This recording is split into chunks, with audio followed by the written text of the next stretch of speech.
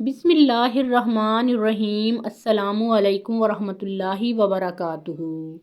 رات گئے ایک شخص امیر المومنین کے دروازے پر دستک دیتا ہے اور آدھی دنیا کا حکمران اپنے گھر سے باہر نکل آتا ہے۔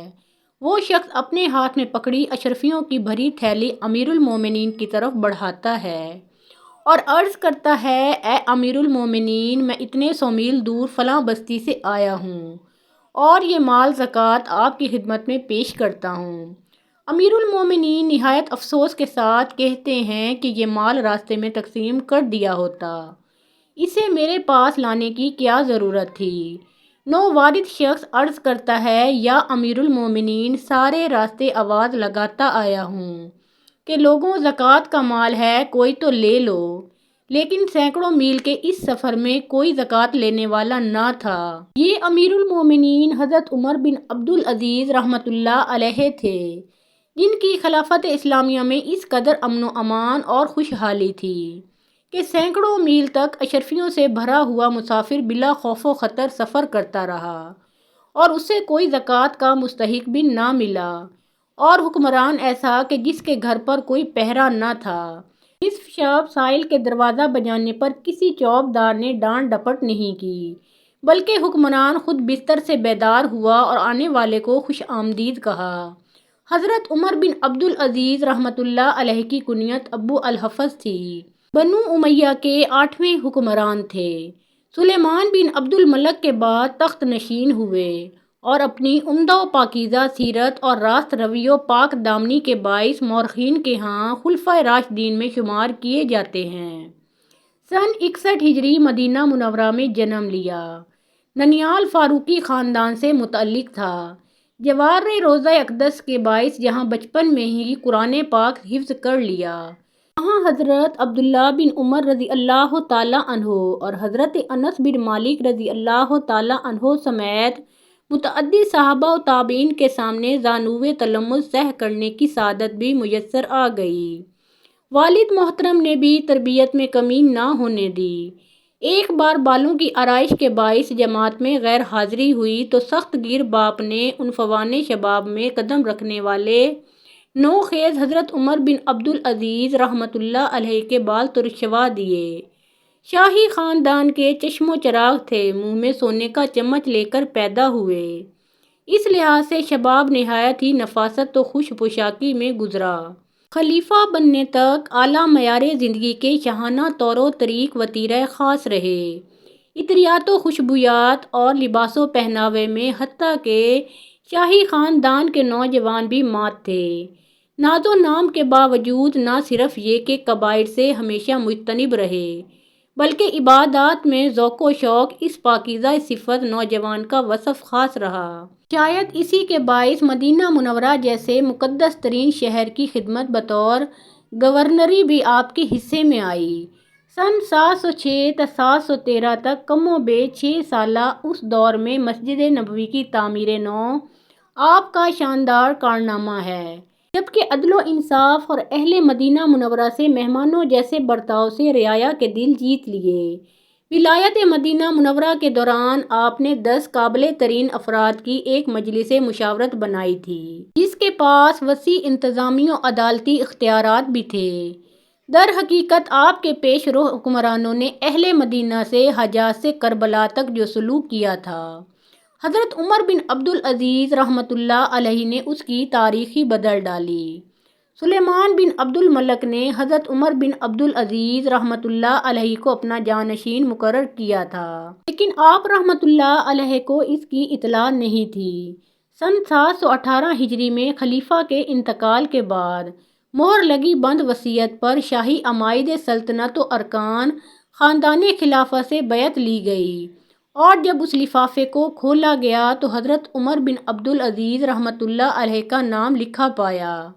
اس فیصلے پر اکثر افراد شاہی خاندان نے اظہار ناپسندیدگی کیا، لیکن شاہی چوبداروں نے زبردستی بیعت لی، اور یوں حضرت عمر بن عبدالعزیز رحمۃ اللہ علیہ تخت نشین ہوئے۔ تخت نشینی کے بعد مسجد میں خطاب کرتے ہوئے کہا کہ چاہو تو کسی اور کو حق پناہ حکمران بنا لو، لیکن عوام کی اکثریت نے خوش دلی سے آپ کی خلافت کو قبول کر لیا۔ جس سے ایک جمہوری حکومت کا آغاز ہوا، اور آپ رحمۃ اللہ علیہ نے خلیفہ اول حضرت ابو بکر صدیق رضی اللہ تعالیٰ عنہ کے اولین خطبہ خلافت سے ملتا جلتا خطبہ ارشاد فرمایا، جسے تاریخ نے سنہرے حروف سے تحریر کیا ہے۔ در حقیقت یہی خطبہ ایک بار پھر امت مسلمہ کو ملوکیت سے خلافت کی طرف گامزن کرنے والی دستاویز ثابت ہوا۔ بار خلافت سے زندگی بالکل ہی تبدیل ہو گئی، اور نفاست و خوش لباسی ساری کی ساری فقر و درویشی میں تبدیل ہو گئی۔ خلافت کے بعد سواری کے لیے اعلیٰ نسل کے گھوڑے پیش کیے گئے، لیکن یہ کہہ کر لوٹا دیے کہ میرے لیے میرا خچر ہی کافی ہے۔ دوران سفر ایک نقیب آگے کو چلا تو اسے ہٹا دیا۔ میں بھی ایک عام سا مسلمان ہوں۔ سلیمان بن عبد الملک کے ترکے پر کل خاندان بنو امیہ کی نظر تھی، لیکن ایک حکم شاہی کے ذریعے گزشتہ حکمران کی ساری جائیداد اور نقد بیت المال میں جمع کرا دیے۔ اہل بیت نبوی صلی اللہ علیہ وآلہ وسلم کی محبت و عقیدت میں باغ فدق جو ایک عرصے سے گمبھیر مسئلہ تھا، اور آپ کے پیش رو حکمرانوں نے اس پر غاصبانہ قبضہ کر رکھا تھا، اس کے اصل ورثاء خاندان بنو ہاشم کو لٹا دیا۔ اس کے علاوہ بھی بنو امیہ نے آل علی رضی اللہ تعالیٰ عنہ کی جن جن جائیدادوں کو زبردستی اپنی تحویل میں لے رکھا تھا، انہیں واگزار کرایا اور ان کے اصل مالکان کو لوٹا دیا، اور خطبہ جمعہ میں حضرت علی رضی اللہ تعالیٰ عنہ کی شان میں جو گستاخیاں کی جاتی تھیں، انہیں اپنی خلافت کے روز اول سے ہی بند کرا دیا۔ حضرت عمر بن عبد العزیز رحمۃ اللہ علیہ نے اپنی خاندانی و نجی زندگی بھی مکمل طور پر شریعت کے تابع کر دی، اور خلفائے بنو امیہ کی بجائے خلفائے راشدین کے شعار کو اپنایا۔ خلافت کے بعد اپنی زوجہ کو حکم دیا کہ اپنے زر و جواہرات و زیورات بیت المال میں جمع کرا دو۔ اتنی بڑی ریاست، اور شاید اس وقت دنیا کی سب سے بڑی اور متمدن ریاست کے حکمران کے گھر کوئی خادمہ اور ملازمہ نہ تھی، بلکہ ریاست کی خاتون اول اپنے ہاتھوں سے ہی گھر کا سارا کام سر انجام دیتی تھیں، جبکہ یہ خاتون اول فاطمہ خلیفہ عبد الملک بن مروان کی بیٹی اور دو خلفائے ولید بن عبد الملک اور سلیمان بن عبد الملک کی بہن تھیں۔ حضرت عمر بن عبد العزیز رحمۃ اللہ علیہ نے بیت المال پر خلیفہ کے ذاتی تصرف کو کلیتہ ختم کر دیا، اور سیاسی رشوت کے طور پر دیے جانے والے شاہی عطیات و تحائف پر پابندی لگا دی۔ شاہی خاندان کے وظائف بند کر کے بیت المال کا رخ عوام کی طرف موڑ دیا۔ اس اقدام سے شاہی خاندان کو بے حد تکلیف ہوئی، یہاں تک کہ حضرت عمر بن عبد العزیز رحمۃ اللہ علیہ نے عام اعلان کرا دیا کہ شاہی خاندان کے کسی بھی فرد نے کسی کی جائیداد زبردستی غصب کر رکھی ہے تو وہ اس پر دعویٰ کرے اور اسے انصاف فراہم کیا جائے گا۔ اس وقت تک نو مسلموں سے بھی اس لیے جزیہ وصول کیا جاتا تھا کہ وہ جزیہ کے ٹیکسز سے بچنے کے لیے مسلمان ہوئے ہیں۔ حضرت عمر بن عبد العزیز رحمۃ اللہ علیہ نے اس ظالمانہ ٹیکسز کے خاتمے کا اعلان کیا، اور اس کے علاوہ بھی رعایا پر ناجائز لگان ختم کر دیے گئے۔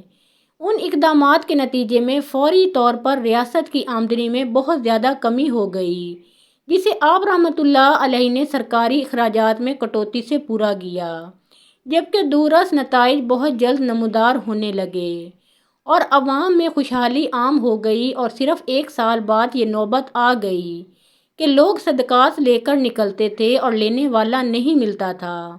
فلاح عامہ کے لیے حضرت عمر بن عبد العزیز رحمۃ اللہ علیہ نے جگہ جگہ سرائیں بنائیں، اور مسافروں کو 2 دنوں تک ریاست کی طرف سے کھانا مفت فراہم کیا جاتا تھا۔ حکمران کی اس خوبصورتی کا اثر بہت دور دور تک محسوس کیا گیا، یہاں تک کہ سندھ میں راجہ دہر جیسے حکمران کا بیٹا جے سنگھ بھی حضرت عمر بن عبد العزیز رحمۃ اللہ علیہ کے دور میں دائرہ اسلام میں داخل ہو گیا۔ تدوین و تحریر حدیث نبوی صلی اللہ علیہ وآلہ وسلم آپ ہی کے حکم سے شروع کی گئی تھی، جو آپ رحمۃ اللہ علیہ کا لازوال علمی کارنامہ ہے۔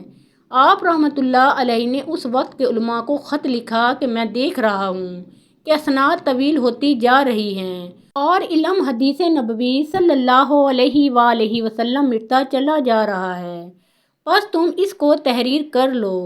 امیر المومنین کے اس خط کے بعد سے احادیث کی کتابت کا باقاعدہ آغاز ہوا، جو بعد میں ایک زمانے کے اندر ایک بہت بڑے فن اور پھر قانون اسلامی اور فقہ و شریعت کی بنیاد بنا۔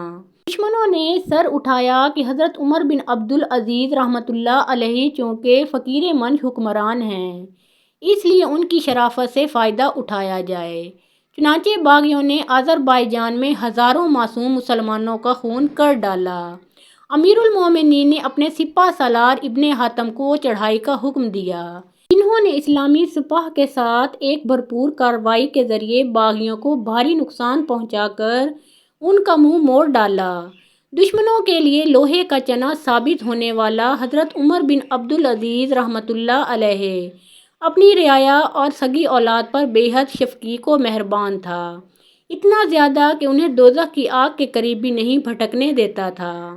ایک بار اپنی چہیتی بیٹی آمنہ کو بلایا، وہ محض اس لیے باپ کے سامنے نہ آ سکی کہ اس وقت اس کے پاس مناسب ستر پوش کپڑے موجود نہ تھے۔ بعد میں اس کی خالہ نے اسے خرید کر فراہم کیا۔